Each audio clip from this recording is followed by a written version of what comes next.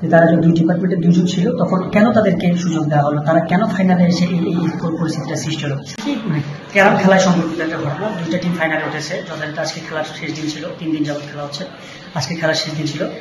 তো দুইটা টিম ফাইনালে উঠেছে, নিয়ম অনুযায়ী প্রত্যেকটা টিমকে একই ডিপার্টমেন্টের হতে হবে। তো একটা টিম ফাইনালে উঠেছে, তারা এক ডিপার্টমেন্ট ছিল না, আর তারা যে ছাত্রদলের নেত্রী যে আপনি বললেন, তারা ছিল একই ডিপার্টমেন্টে ছিল। তো একটা সময় গতকালকে তারা খেলেছে তাদের সাথে এক ম্যাচ হেরেছে, এবং হয়তো তারা কোনো কারণে মানে জানতে পেরেছে আজকে যে তাদের সাথে তারা যাদের সাথে খেলছে তারা দুই টিমের ছিল, মানে দুই ডিপার্টমেন্টের ছিল। তখন তারা জিনিসটা নিয়ে কমপ্লেন করেছে। তখন তারা যারা ছিল, অন্য গ্রুপ যারা ছিল, দুই ডিপার্টমেন্টের দুজন, তারাও কমপ্লেন করেছে। তখন আমি এই ঘটনাটার সাথে সাথে জানার সাথে সাথে আমি গৌতম সাহেবের সাথে যোগাযোগ করেছি যে কেন তাদেরকে খেলার সুযোগ দেওয়া হলো, যে তারা যে দুই ডিপার্টমেন্টের দুজন ছিল, তখন কেন তাদেরকে সুযোগ দেওয়া হলো, তারা কেন ফাইনালে এসে এই পরিস্থিতিটা সৃষ্টি হলো।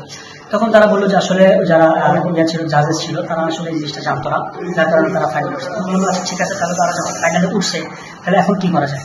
তো এখন আমরা যখন তাদের সাথে আলোচনা করলাম, ওই ছাত্রদলের নীলি মহিলা আপুর সাথে আমি কথা বলতে গিয়েছিলাম।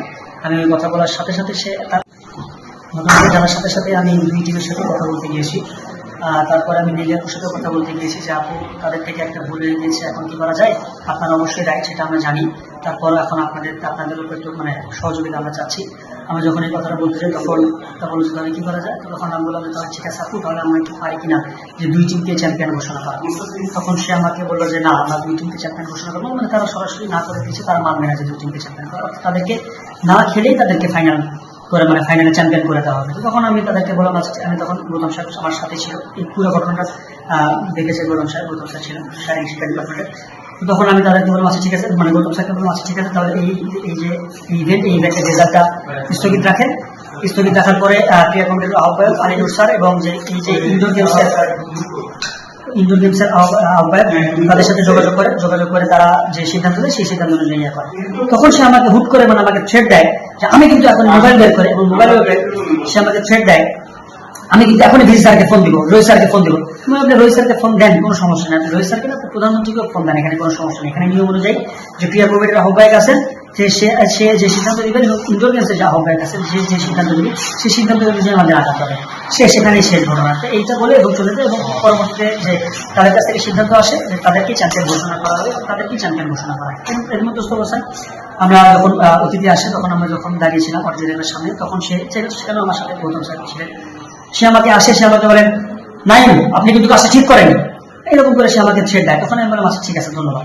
আমি শুধু এইটুকু বলেছি, আর কিছু বলেন। তখন আমি সে চলে যাওয়ার পর আমি গৌতম স্যারকে বললাম স্যার, সে কি আমাকে কোনো কারণে ছেড়ে দিল কিনা।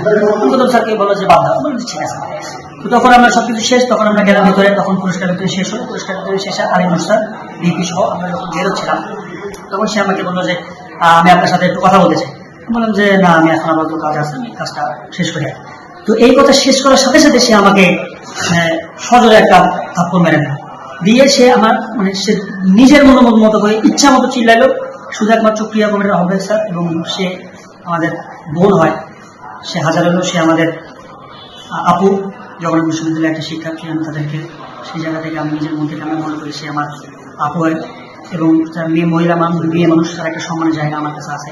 সেই জায়গা থেকে আমি একটা কথাও বলিনি। আপনারা চাইলে ভিডিও বা সিসিটিভি ফুটেজ দেখতে পারেন, আমি একটা কথাও বলিনি। আমি শুধু আলিনুর স্যারকে বললাম যে স্যার আপনি কিছু করবেন কিনা। বাকি সময় সে পুরা সিন ক্রিয়েট করেছে, সে ইচ্ছা মতো চিল্লাচিল্লি করেছে। আমি একটা টু শব্দ কিছু